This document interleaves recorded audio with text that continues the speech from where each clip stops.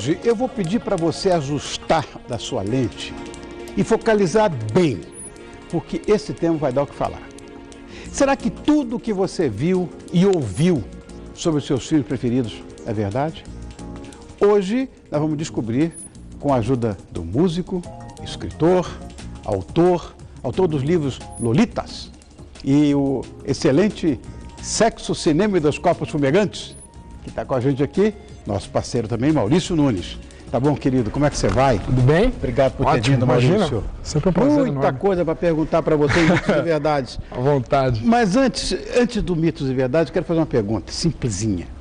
É verdade que aquele filme Iluminado, o Kubrick, Stanley Kubrick, que é o diretor, ele se perdeu naquele labirinto cenográfico que ele fez? Aquele labirinto cenográfico, né, que até, evidentemente, ele é um pouco menor do que aparenta na tela, lógico que, mesmo sendo pequeno, era muito fácil de se perder, porque era um labirinto muito bem projetado. E tinha um mapa. E, às vezes, tinha um mapa para a produção. Olha. E teve um ou outro que acabou, enfim, membro, né, da produção que acabou se perdendo. E o Kubrick, como era um cara extremamente escandaloso, bravo, brigou, xingou, até que um dia ele também ficou perdido lá dentro. Então ele se perdeu nesse labirinto, assim, é sinistro o negócio. Olha que coisa. E cenográfico tudo isso? Não, é maravilhoso, maravilhoso. Impressionante, Kubrick. Bom, vamos então agora para o nosso Mito e Verdade. Mito ou verdade? Ou verdade. Na clássica cena de E.T., o ET, onde o menino Elliot deixa uma trilha de chocolatinhos coloridos, né, para o ET, parecem M&M's, mas, na verdade, são da concorrente da Hershey's. É verdade isso da Hershey's? É verdade, isso é verdade. Eu gosto da Hershey's também. Eu também adoro. Isso não é mito, isso é real. Quando o Spielberg fez o convite e tal, ele pediu para o pessoal da M&M's, né, para participarem do filme por causa dessa cena. Evidentemente era um grande merchandise. E eles não apostaram nessa cena porque eles não apostavam no filme. Eles achavam que o filme era um grande azarão. Falaram, essa história de ET perdido e o garoto ajudar, isso não vai dar em nada, isso vai ser um fracasso. A Hershey foi e comprou a briga. Moral da história, tiveram 65% de aumento das vendas daquele produto. E lógico que o diretor de marketing da M&M foi demitido na hora, né? Falou assim, manda esse cara embora, não entende nada disso. Não, mas não é que não entende, de fato. Pensa bem, Maurício. Você imaginou que esse filme que a gente está vendo aqui pudesse ter esse sucesso todo? Que na verdade é uma história de amor. Uma história de amor, aliás, uma das mais belas, né? De amor e de amizade. Sem dúvida. Assim, então, e acabou sendo. O cara da M&M acabou voando junto com o ET, né? Foi embora. Falou, vai pra lá, meu amigo. E a Hershey's, quanto você disse que. 65% na época de faturamento, acima do que eles já faturavam por causa do filme. E detalhe, né? Isso logo no lançamento. Depois, evidentemente, que conseguiram muito mais, né? Porque o filme acabou se tornando um sucesso gigantesco por anos, né? Fez 30 anos agora, inclusive. Foi verdade. Filmaço. Bom, mito ou verdade? Na gravação do filme Três Solteirões e um Bebê, existe a lenda da aparição de um fantasma de um garotinho. Isso é mito ou verdade? Então, a história... Mito ou verdade? Não, a história é verdade. A história é verdade, assim, o rumor é verdadeiro. Mas, evidentemente, que o fantasma é mito. Lógico. Primeiro que, assim, eles falam que o apartamento que foi gravado era um apartamento assombrado. Primeiro que se grava em estúdio, então não existiu apartamento algum, era um estúdio. E depois eles acabaram descobrindo que, na verdade, aquele garotinho, entre aspas, era um cartaz do Ted Danson, de um dos atores, que o Contra-Regra esqueceu ali, entendeu? Então ficou e aí acabaram, né, evidentemente, criando esse mito da história em si, que acabou favorecendo em muito filme, porque o filme acabou sendo um sucesso também, mais por causa disso, todo mundo queria ver o fantasma do garoto, né? Então foi uma grande sacada de marketing sem querer. Outra coisa, Maurício, o corpo congelado de Walt Disney, é mito ou verdade isso? Que ele está lá no Piratas do Caribe, na Disneylândia? Não, essa é mito mesmo, mito dito por um mitômano, né? Porque não dá para você acreditar numa história dessa. Na verdade, o Walt Disney foi cremado, ou seja, então não existe essa história, isso criaram, e mesmo que fala assim, está dentro do Piratas do Caribe. Tá, qual? Porque tem dois. Então você fala assim, está em Los Angeles ou está em Orlando? Então, lógico que não existe. Essa foi um mito que eles acabaram levando há anos a fio essa história, mas essa é mito mesmo, não existe porque ele foi cremado. Eu vi essa história. Eu fui na Disneyland, lá em Anaheim, lá em Los Angeles. Los Angeles, e o brinquedo que eu mais gosto até hoje é Piratas do Caribe. Eu também adoro. Mas eu fiquei até olhando, bom, não tem nada que pareça com ele. Um pirata ou outro, que você fala, eu acho que aquele ali... Claro. Agora outro, mito ou verdade? Se você sincronizar o filme O Mágico de Oz, com o disco The Dark Side of the Moon, do Pink Floyd. Isso é outra bobagem. Clássico. Você embarca numa viagem de som e imagem, porque o disco foi feito como trilha para o filme. Como? Esse é o mito também, assim, que absurdo, né? Porque primeiro que o disco... 1939 Contra 1971, 72. E assim, e já é um absurdo porque o filme tem 2 horas e 10. O disco tem 70 minutos. Então você fala assim, tá, então do meio para lá eles pararam. Você fala, agora não vamos compor mais nada. Teria que ser um álbum quádruplo, não era nem duplo, né? Só bobagem. Então não tem como. E o David Gilmour, quando foi perguntado sobre isso, ele mesmo falou, olha, sinceramente, tem a fama de que músico, de roqueiro, né, cara? Rockstar não tem muito o que fazer. Mas para o cara fazer um negócio desse, o cara não tem que ter nada para fazer da vida mesmo. O cara fica olhando um filme e ficar, não, agora eu vou compor em cima desse filme que vai ser... Não existe. Então assim, parece, lógico, que você colocar sincronizado, como eles falam do Leão, tal, no comecinho, dá uma viagem, evidentemente, porque o filme é branco e preto, depois vem o Hora que Meu Furacão se torna colorido, tal. Tem coincidências, às vezes dá uma coincidência ou outra, mas é só isso, é mito, é pura bobagem, não tem nada a ver. Maurício, é verdade que, e não sei se é verdade, mas que a Disney, que os estúdios Disney, não queriam o Johnny Depp no filme Pirata do Caribe? Isso é verdade. Como? Eles não queriam porque, assim, a Disney sempre teve essa visão careta, né? Tanto que você vê que a maioria dos astros de filme da Disney geralmente são caretas, né, os atores e tal. E o Johnny Depp, apesar de ser uma escolha do diretor, é um cara que já tem uma fama, assim, porra, faz sempre filmes estranhos. Eu adoro, sou fanático pelo Johnny Depp. Então, assim, filmes estranhos, já teve história de queimar o hotel, de brigar, de causar confusão. Hoje está mais tranquilo, mas já teve essa história. Então, assim, a Disney não queria trabalhar com esse tipo de ator, entre aspas, esse tipo de ator. E teve o lance da primeira audição que eles fizeram tal, o Johnny... A primeira audição ele já colocou o Jack Sparrow, aquele personagem riquíssimo, que hoje é um sucesso, que era o quê? Bissexual, né? Porque você viu o personagem, você sabe, é bissexual, bêbado, picareta ao extremo, tudo que a Disney não queria pregar para a família. Só que o tiro saiu pela culatra, né? Porque o Johnny Depp acabou sendo a sensação do filme, se tornou uma franquia graças a ele, era para fazer um filme, acabou fazendo 4 filmes. A Disney acabou colocando o Walt Disney congelado, não está no Piratas, mas o Johnny está nos 2 Piratas do Caribe, tanto de Los Angeles e de Orlando. Agora tem uma estátua do Johnny Depp ali, né, o Jack Sparrow, foram obrigados a colocar. E o que eles ganharam de merchandising foi algo assim absurdo, absurdo. Eu acho que o ranking é Mickey, Fada Sininho e depois o Johnny Depp, do que eles ganharam com merchandising. Aí não foi ninguém despedido. Ninguém despedido, pelo contrário. Mas ele deu o troco, não foi ninguém despedido. Mas a compensação, quando chamaram para o segundo filme, foi o salário mais alto de Hollywood pago para um ator. O troco veio, agora vocês querem? Cobro tanto. E pagaram, né? Não pagaram 1, né? Pagaram 3, porque ele fez 3 sequências e as 3 salários astronômicos.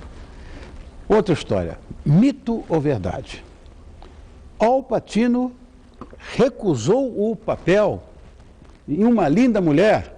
Isso é verdade, recusou. Gente! Recusou, voltando à Disney, porque A Linda Mulher também é um filme da Disney, o que chega a ser até engraçado. Imagina esse filme quando foi levado para a reunião, né? Olha, a história de uma prostituta, que é uma prostituta de rua, que vai se apaixonar por um milionário e tal, filme da Disney. E aí algum executivo falou, tudo bem, vamos fazer esse filme, mas a Julia Roberts ninguém conhecia, era o primeiro filme dela, precisamos de um galã, um cara famoso. Aí citaram o Al Pacino. Ele recebeu o roteiro, achou o roteiro fraquíssimo e não topou. E aí o Richard Gere agradece até hoje, né? Porque não topou, ele acabou fazendo e dali acabou sendo um trampolim para ambos, né? Tanto para a Julia Roberts em seu primeiro filme, quanto para o Richard Gere, que não era o primeiro. O Richard Gere já fazia sucesso. Já fazia sucesso. Eu acho dos atores de Hollywood o cara mais charmoso de todos. Sim, eu acho que ele até cabe mais, sendo bem sincero, do que o Al Pacino nesse filme. Eu não consigo imaginar o Al Pacino fazendo Uma Linda Mulher no papel dele, entendeu? Eu acho ele mais charmosão para o tipo de personagem, né? Outro mito ou verdade usando ainda é o Al Pacino. O Pacino. Mito ou verdade? Por outro lado, ninguém queria Al Pacino como Michael Corleone no Grande Chefão. No Poderoso Chefão. Isso é verdade, isso ocorreu mesmo. Isso já tem, na própria edição de luxo do Poderoso Chefão, tem, entre os documentários, tem um que ele fala isso. Quem assistiu a entrevista do Pacino no Actors Studio, ele mesmo, de forma muito engraçada, cita essa situação, porque ele não era famoso, ele tinha feito 2 filmes insignificantes. Aí pintou essa chance por intermédio da Diane Keaton, que era uma vencedora de Oscar, tinha toda a moral naquele momento, claro. E queria ele, e o Coppola também. Os executivos nenhum queria ele.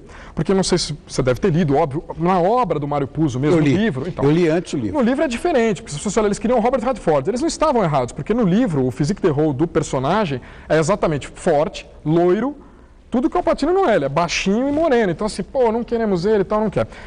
A Diane Keaton chegou a falar, bom, se ele não for fazer, eu não faço mais o filme, eu saio. E aí o Coppola ficou naquela e falou, meu, precisamos do cara. Aceitaram ele. Ele falou nessa entrevista do Extra Studio que foi o pior filme que ele fez na vida dele, não como atuação evidente, que ele dá um show, mas a forma de trabalhar, que ele era maltratado por todo mundo. Ele falou assim, todo mundo me tratava mal, eu era um estranho num set onde depois eu fui o protagonista. E ele só ganhou os executivos naquela cena do assassinato do comandante da polícia. Falou que naquela cena que ele fez, quando for fazer o copião... Sterling Hayden fazia. Aí ele ganhou a galera. Os executivos, quando viram o copião daquele, falaram, porra, não é que acertaram? Esse é o cara. Mas chega a ser engraçado, porque ninguém hoje consegue imaginar um Michael Corleone sem ser o Al Pacino. É algo impossível de se imaginar. Você fala, não existe um outro cara sem ser ele para fazer aquele filme. Não era ele. Por isso vou contar uma coisa para você. Eu li o livro antes de ver o filme. Uhum. Sempre eu reclamo que o filme é pior do que o livro. Foi a única vez que eu achei esse que caso, o filme, nossa, não tem como. Você fala assim, apesar do puso, né, participar também do roteiro, mas foi brilhante, brilhante. Bom, outra. Mito ou verdade? Apesar dos boatos, Sylvester Stallone nunca fez um filme pornô. Essa é mito. Fez, sim, fez um classicão do pornô chamado Garanhão Italiano, que tem cenas assim explícitas, né, para as moçoilas, as bonitinhas que estão nos assistindo, tem cenas explícitas de sexo com o Fortão, com o Rambo, o Rocky Balboa. E tem uma cena hilária para os bonitinhos que vão dar muita risada aqui assim, que tem uma cena de uma ciranda, cara. Ele pelado, uns caras todos pelados, eles dançando meio que cirandinha numa sala, assim, pelado. É uma coisa, acho que foi a melhor atuação do Stallone. Mereceu ganhar um Oscar pela atuação da cirandinha dele. Ai, sensacional. Voltando nessa história, mito ou verdade? Jessica Rabbit aparece, sim, nua, de pernas abertas, em um filme de uma cilada para Roger Rabbit. Sim. Isso é verdade, ela aparece. Mesmo? Isso começou como mito e depois comprovaram, quando os DVDs entraram no mercado, deu para se comprovar que não era mito, era pura realidade. Porque você tem que parar exatamente na cena do acidente do carrinho, se você para e vai frame a frame, tem uma cena que foi feita de sacanagem, obviamente, pelos ilustradores, ela está com a perna aberta, o vestido abre e dá para você ver ela completamente nua, ela está sem calcinhas, digamos assim. Então isso passou. Você assistindo o filme normal não dá para notar, óbvio, mas se você for parar frame by frame, você vai achar. Como um outro exemplo é o Bernardo e Bianca, um clássico infantil que quando eles estão fazendo voo sobre o pombo, tem uns apartamentos atrás, se você também parar, dá para ver uma cena de um casal pelado, um homem e uma mulher nus. Também foi sacanagem de algum, enfim, animador que estava meio pé da vida com o Disney e falou, quer saber, vou zoar nesse desenho aqui, fez, entendeu? Passou batido. Então é verdade, não é mito. Outro, mito ou verdade? Woody Allen se envolveu com a sua enteada, que era Sun Yi, né? Sun Yi. Quando ela era menor de idade. E por isso ele foi processado por pedofilia por sua mulher, Mia Farrow. Então, esse é um mito absurdo, assim, absurdo, que infelizmente é como a gente teve aqui no Brasil o caso da escola de base, né, que as pessoas mesmo inocentadas acabam ficando com aquela fama de criminosas, como o Michael Jackson, por exemplo. Ninguém provou nunca nada, pedófilo. O Woody Allen foi igual. Quando ele se envolveu com a Sun Yi, ela tinha, na verdade, 19 anos. Não era menor de idade. A acusação de pedofilia contra ele, por intermédio da Mia Farrow, esposa dele na época e mãe adotiva da Sun Yi, foi em função da Dylan, que é uma outra filha do casal, também adotada, que tinha 7 anos. E aí ela simplesmente, num ato de ciúmes doentio de uma mulher traída pelo marido e pela própria filha, ela acusou ele de pedofilia por causa envolvendo a criança. Foi para julgamento, deu aquele processo inteiro que o mundo inteiro ficou sabendo e tal. Ele foi absolvido de todas as acusações. Alguns psiquiatras foram chamados ao processo para conversar com a criança, para saber nada, resquício de absolutamente nada. Tanto que ele continua até hoje ativo e a Mia Farrow sumiu, né, no mercado. Ela ficou extremamente queimada por causa de uma situação dessa. Ela criou uma situação de pedofilia não existente. Maurício, só existe uma coisa na vida de que eu tenho medo, muito medo. E ao mesmo tempo adoro. Quer dizer, essa é uma dicotomia. Mulher. Somos dois, então. Eu morro de medo de mulher, mas gosto tanto. Eu também, por isso que eu enfrento o medo, entendeu? Eu falo, não, vale a pena enfrentar. Ai. Querido, eu quero agradecer muito a sua presença mais uma vez.